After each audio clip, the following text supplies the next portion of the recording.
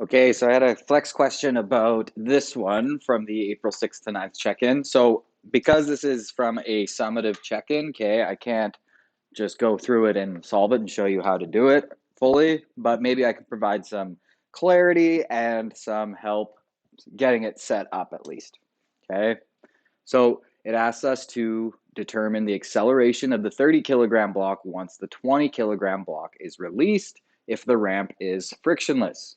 Okay, so the key to this one is, well, like the key to every other problem in this unit pretty much, right? Consider every force acting on the object, add them up if they act in the same axis. If they don't act in the same axis, you got to separate into components so that they do, okay?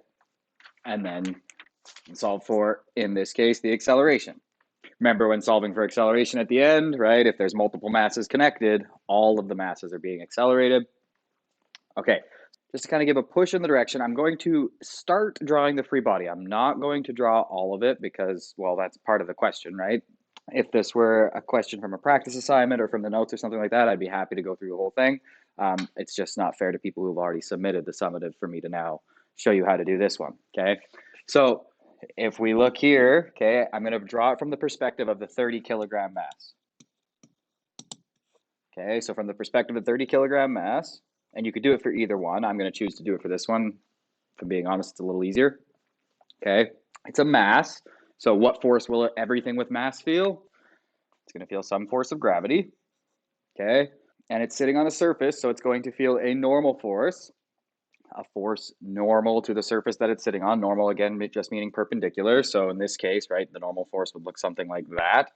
So something like that.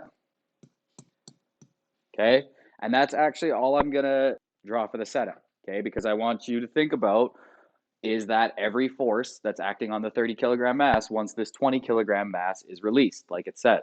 Okay, it is a frictionless ramp, so there's a free hint that there's no friction, okay, but what other forces are acting on it? So what other forces are acting on it? How big are those forces? And in what direction are they? So again, this is incomplete. I'm asking you to get you started, what other forces or force should be, okay? And there's your starting point. Once you've got the net force, you're on your way to finding the acceleration, which is what the question actually asked, right?